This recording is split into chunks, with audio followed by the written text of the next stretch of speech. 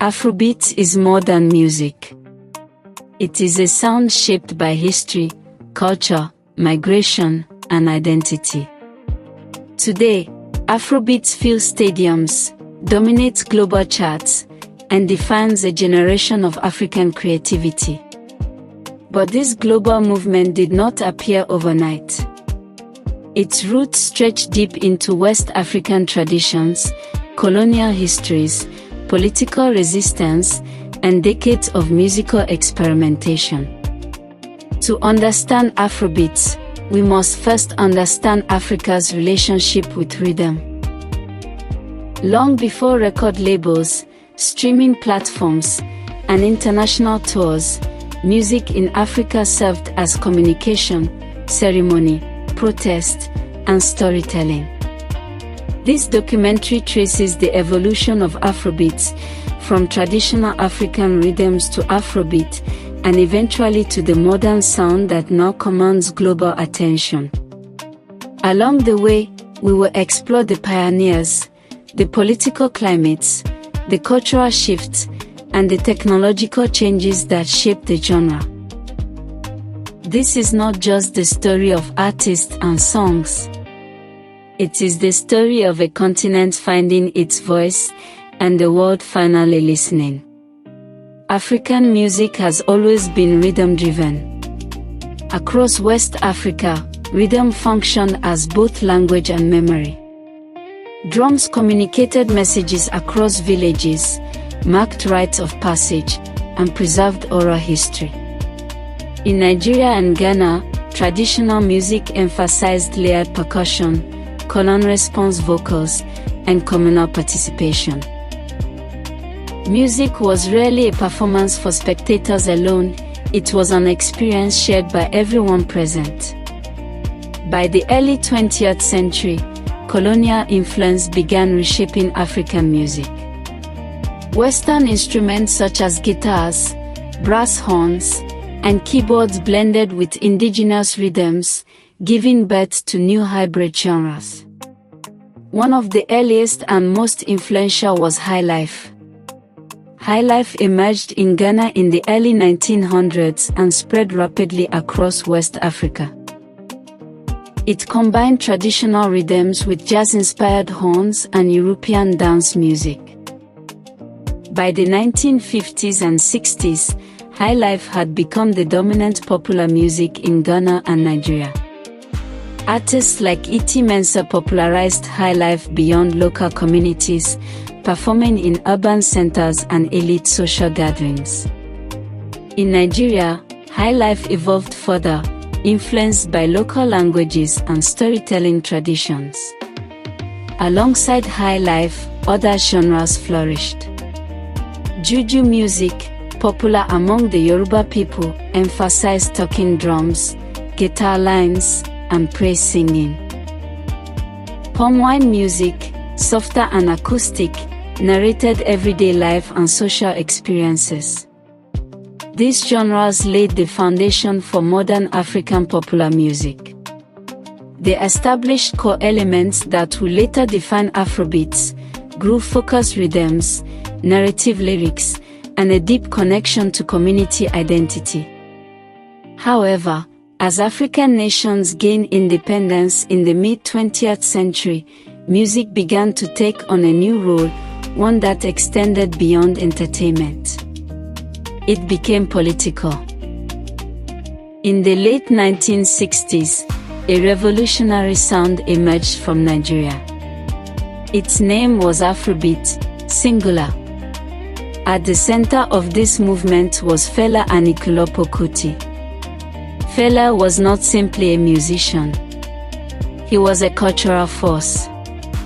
Trained in classical music in London, exposed to jazz and funk, and deeply connected to African traditions, Fela fused these influences into a sound that was unmistakably his own. Afrobeat combined complex polyrhythms, heavy percussion, jazz horns, funk grooves, and extended song structures that often lasted over 10 minutes. But its most defining feature was its message. Fela used music as protest. During Nigeria's military era, corruption, police brutality, and political repression were widespread. While many artists avoided political commentary, Fela confronted it head-on. Songs like Zombie, Coffin for Head of State, and Sorrow, Tears and Blood directly criticized the government and military. His lyrics named institutions, exposed abuse, and challenged authority in ways rarely seen in popular music. This defiance came at a cost. Fela was arrested multiple times. His commune, the Kolokoto Republic, was raided and destroyed. Yet, he remained unwavering. Afrobeat became a symbol of resistance and African self-determination. Crucial to Afrobeat's sound was drummer Tony Allen, whose innovative rhythms transformed percussion into the heartbeat of the genre. Together, Fela and Allen created a groove so distinctive that it influenced musicians worldwide. Afrobeat was not designed for commercial radio success. Its long duration, political content, and uncompromising style made it inaccessible to mainstream markets. But its influence would echo far beyond its time. However, Afrobeat and Afrobeat are not the same. Afrobeat was ideological, confrontational, and structurally complex. Afrobeats, plural, would later become something different. To understand that transition, we must look at what happened after Fela. Following the peak of Afrobeat, Nigeria entered a period of cultural transition. The 1980s and 1990s were marked by continued military rule, economic instability, and limited global exposure for African artists. During this time, Afrobeat's political intensity gradually faded from mainstream popularity. Younger audiences gravitated toward new sounds, reggae, American hip-hop, R&B, and dancehall. Cassette tapes became the dominant medium. Informal distribution networks allowed music to spread rapidly, but also limited artist earnings and global reach. Nigerian artists began experimenting, blending African rhythms with foreign influences. English-language lyrics became more common, expanding potential audiences beyond local communities. Groups like Plantation Boys and Remedies emerged toward the late 1990s, signaling a shift. Their music retained African rhythm but embraced contemporary pop structures. This era was not defined by global success, but by experimentation. It was the bridge between Afrobeat and what would soon become Afrobeats. The early 2000s marked a turning point in African popular music. Nigeria's return to civilian rule brought renewed cultural freedom, and a new generation of artists began redefining the sound of the continent. This was the moment Afrobeats, plural, was born. Unlike Afrobeat was not driven by political protest. It was personal, expressive, and accessible. Songs were shorter, melodies were central, and themes shifted toward love, celebration, ambition, and everyday life. Musically, Afrobeats blended African rhythms with hip-hop, R&B, dancehall, and pop. The sound was familiar yet distinct, rooted in Africa but open to the world. Artists like Two-Face Idibia brought emotional depth and storytelling to Nigerian pop music. His song African Queen became an anthem, resonating far beyond Nigeria's borders. At the same time, Banj and producer Don Jazzy introduced a more playful, club-focused sound through the Emo Hits Records movement. Their music emphasized rhythm, repetition, and danceability, elements that would later define mainstream Afrobeats. Meanwhile, Nigerian artists in the diaspora, particularly in London, played a crucial role. DJs and producers in the UK began labeling the emerging sound as Afrobeats to distinguish it from Afrobeat. This naming mattered. It gave the genre an identity that could be marketed, shared, and exported. Pirate radio stations, clubs, and early blogs pushed Afrobeats into underground scenes across Europe. The sound traveled faster than the industry behind it. By the mid-2000s, Afrobeats had become the dominant sound in Nigeria. But global recognition was still out of reach. That was about to change. The 2010s changed everything. Technology transformed how music was created, distributed, and discovered. For Afrobeats, platforms like YouTube, SoundCloud, and social media eliminated traditional gatekeepers. Artists no longer needed international record deals to be heard globally. One song symbolized this shift, Ojulegba by Wizkid. Ojulegba was deeply personal, referencing Wizkid's upbringing in a Lagos neighborhood. Yet its themes of perseverance and gratitude resonated worldwide. International recognition followed. A remix featuring Drake introduced Afrobeats to a much broader audience. Soon after, artists like Davido pushed Afrobeats into club circuits across Africa, Europe, and North America. His sound was bold, energetic, and unapologetically African. Media platforms played a key role.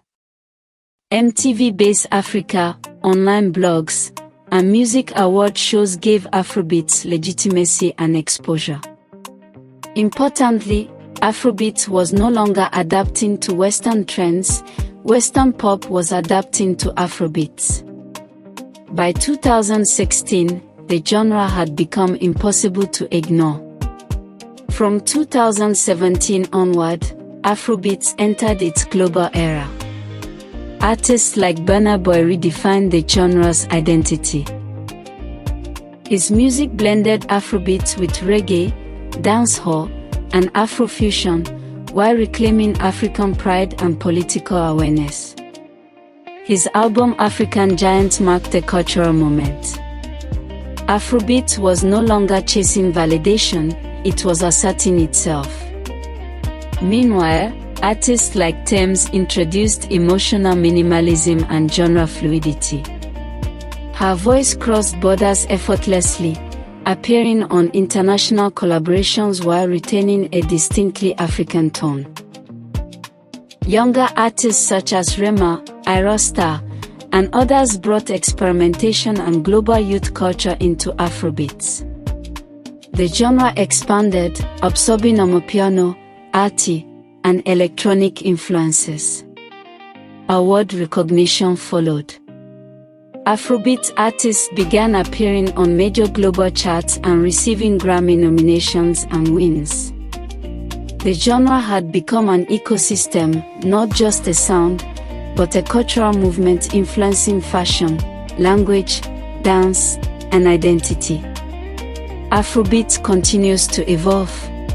As technology advances, new tools, including artificial intelligence, are reshaping how music is produced and distributed.